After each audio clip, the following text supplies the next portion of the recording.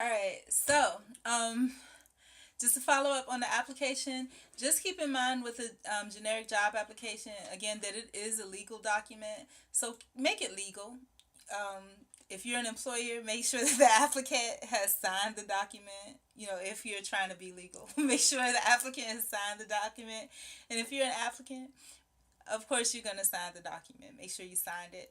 Also, because you're making it legal, you want to make sure that everyone gets a copy of it. Now, this is not something we traditionally do, and we take a lot of us take for granted. For any of us that has ever been called a liar, meaning accused of anything, falsely accused, convicted, not convicted, or just lied on in general. But when you make it through the law, that's a big deal. You know, every make sure everyone gets a copy. It is a legal document. The applicant and the employer named in the document should receive a copy of the signed document. That's not something that people typically ask because you basically know what you put on your application. But when you have a situation where there's a legal thing, like I said, my answers are always the same. We'll discuss upon serious consideration in the interview. Period. And and then just keep in mind though when they do interview you, they may ask you to um, expound on that, and they may sit there and write it down on your application. That's the only risk though, is that when you do that, they can write it and interpret it the way that they want to in your application. But make sure your information is always uniform. You don't ever want to be like, I never want to be called a liar ever, like ever, ever, ever. It does, it's just against my spirit. Never ever. So that's the first step, getting it out of the way. Make it legal, sign a document. If and you do have the right to request a copy of it if you want to. I don't know. That's not something that I, even in my situation, I typically would ask for, because they may not even hire you. But you know, ask permission. I mean, I don't know what the legal part of it is about asking permission to take a picture of the application with your phone.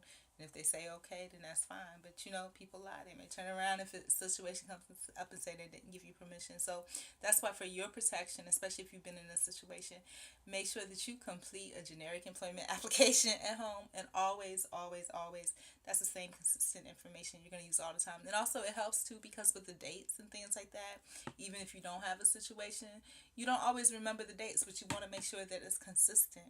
And I know that a lot of us, like for me, honest to a fault, when people ask you about the dates, I'll tell them I leave them blank, and they'll be like, why do you? I was like, I don't, I honestly don't remember. This is the approximate date that I recall. I mean, 20 something years of work experience. Goodness gracious, I'm old. 24, 25 years of work experience. Oh my gosh.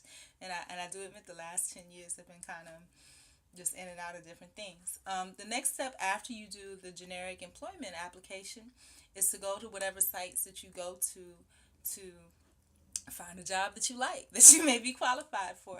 And now I'm going to talk to people that are quote unquote, may have a little difficulty in being hired, because some of the things I mentioned as I was running through the application, um, legal situations, um, just haven't been on jobs too long for whatever reason. Um, there are sites that are better for those types of things, and that's kind of where I kind of frequent. And it's not, I'm gonna tell you, if you're one of those people too, I'm gonna say this to you: don't always go to those easy to find job sites, because first of all, you're better than that, and you get used to going to these quote unquote easy to find job sites. And like I said, a lot of those employers take advantage of you because they know, you know, you want, and then you get lazy because you get used to that. And that's what's happened to me. I've gotten used to just running in and out of jobs. I've gotten used to it because I've gotten used to the fact that some of these employers are horrible, that I'm going to get hired and I'm going to get let go or fired, or, not even really let go or fired, but I'm going to get treated a certain type of way. And yeah, basically, whether it's directly or indirectly, that's still let go or fired. And, or, a situation may happen where I feel like I have to leave, but again, it's because of the way that I was treated, and I'm not a quitter, so generally I don't just quit. I don't do that. But, please don't allow yourself to always diversify your interests, diversify your job search tools. Don't just always go to the site because I know that I can get a job tomorrow. Don't do that. Don't do it. Do not do it because you're investing in your future, and if you invest in yourself in a way that says, I deserve the fly by night, that's what you're gonna get, and that's the energy that you put forth when you talk to people. And I'm speaking from personal experience. That's a mistake that I've made over the last 10 years. So that's what I do. Even if it's a job, and diversify. If you're a person that has some skills that are upper level skills, still apply for those upper level skill jobs. Be as honest as you can, but still apply for those jobs. Apply for jobs that are real jobs, meaning that you fill out, all the paperwork, and that they have company policies and procedures that are in a corporate office that are in place. Their corporate office, again, still aren't guaranteed to do the right thing, but at least, you're going to be around a better class of people. And again, it rubs off on you. And you don't want to have just negative experience back to back, which, like I said, that's what happened to me because I allowed it to. I kept going to the same resources. Again, I talked about how if you keep going to the same bucket and expecting the same thing, expecting it to work, it's not going to. The world has changed. The world has changed, and you have to diversify. I remember one of the guys, when I came out of the situation, I had asked him what church he went to, and this is when I was still feeling normal enough about myself where I felt like it was okay for me to talk to people that had something, appeared to have something going on for themselves. And he told me, he was just like, he go to different churches, and I used to think, oh, you had to be loyal to one.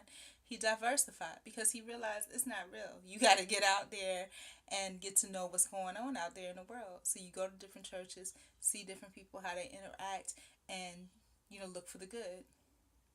And educate yourself on what's wrong out there, and make sure that you sidestep that at any cost. So that's what it's about. So the next step, again, is to find a job that you actually like.